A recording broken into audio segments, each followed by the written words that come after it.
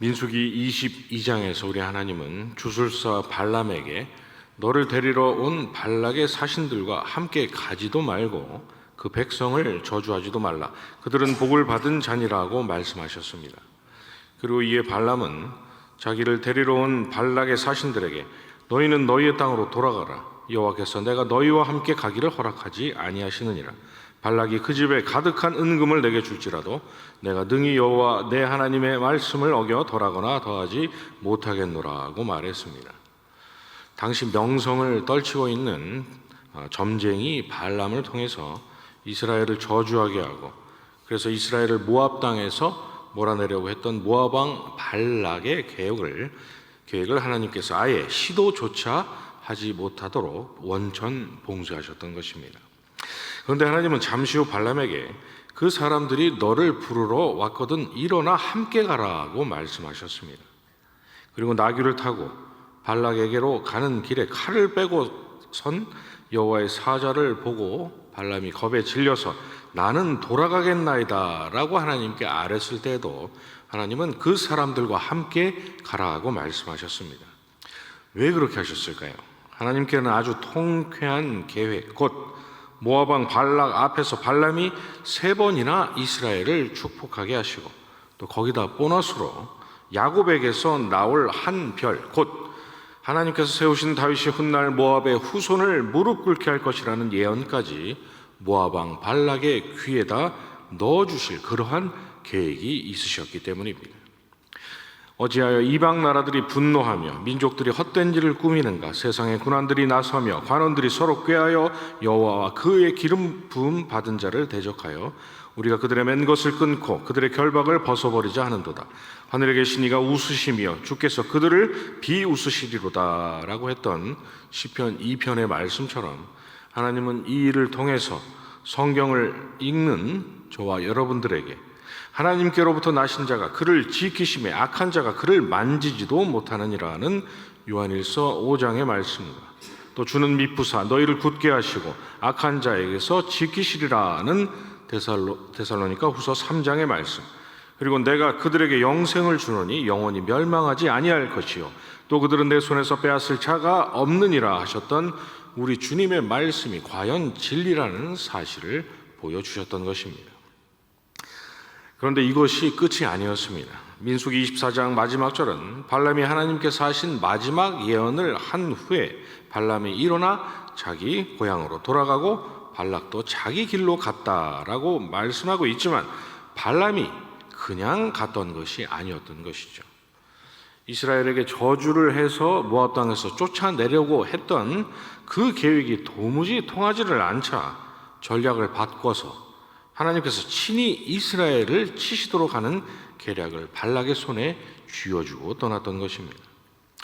발람은 이스라엘의 하나님이 질투하시는 하나님, 곧 하나님을 버리고 다른 신에게 자기의 백성들이 머리를 조아리는 꼴을 보고만 계시는 분이 아니라는 사실을 알았던 것이죠.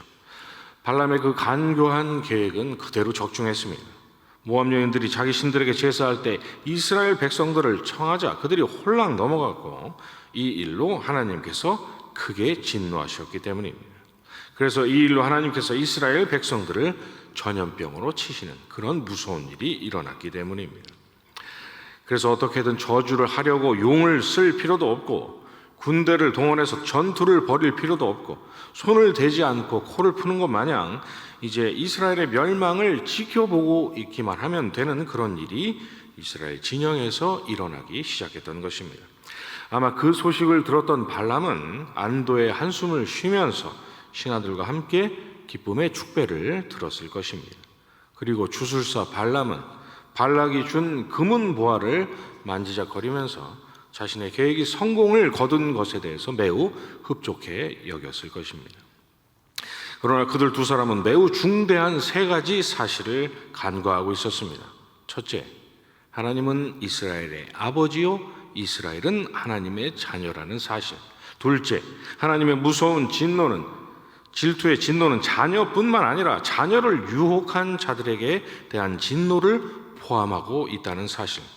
마지막으로 셋째, 그래서 하나님께서 발람의 괴계를 허용하셨다라는 놀라운 사실을 그들이 잊고 있었던 것이죠. 무슨 말입니까?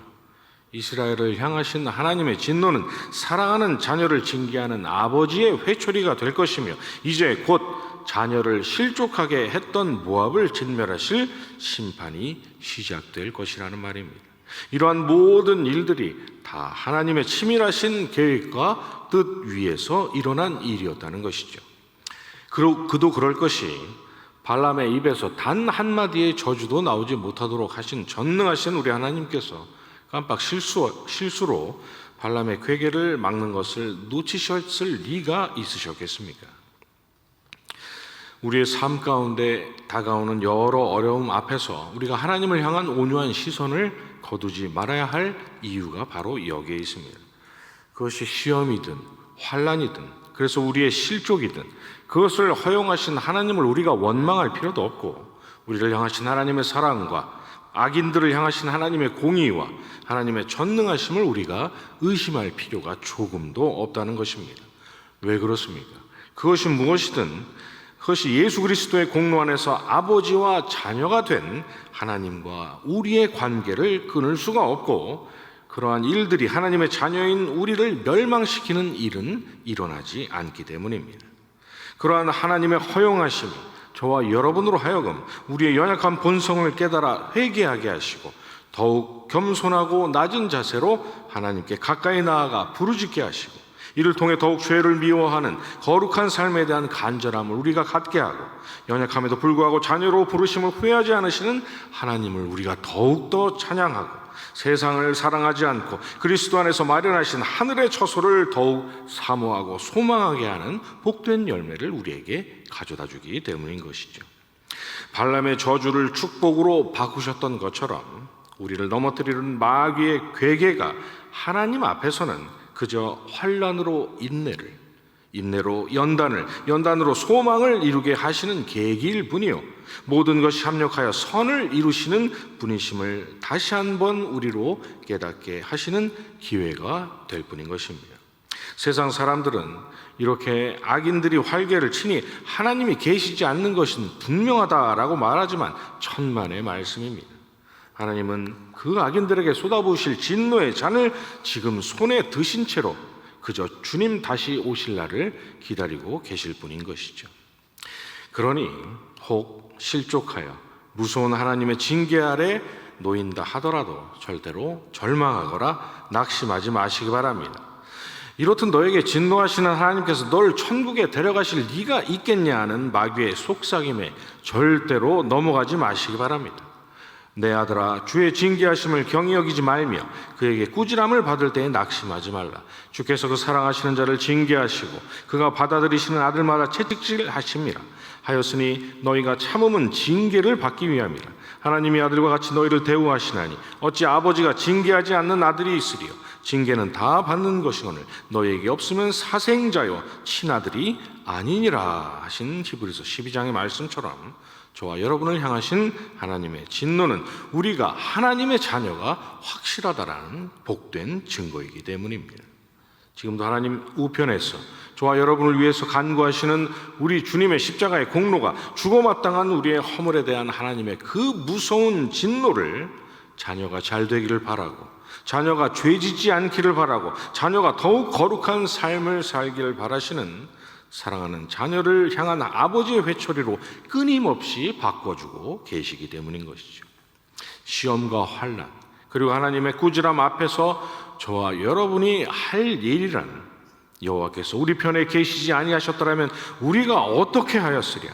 하나님이 우리를 치러 일어날 때 사람이 우리를 치러 일어날 때 여호와께서 우리 편에 계시지 아니하셨더라면 그때 그들의 노여움이 우리에게 맹렬하여 우리를 산채로 삼켰을 것이며 그때 물이 우리를 휩쓸며 시내가 우리 영혼을 삼켰을 것이며 그때 넘치는 물이 우리 영혼을 삼켰을 것이라 할 것이로다 라고 했던 시편 124편의 고백을 여러분들이 가지고 예수 그리스도의 십자가를 더 붙잡고 더 의지하면서 우리를 자녀 삼아주신 하나님께 오히려 더욱 담대히 가까이 나가는 일인 것입니다.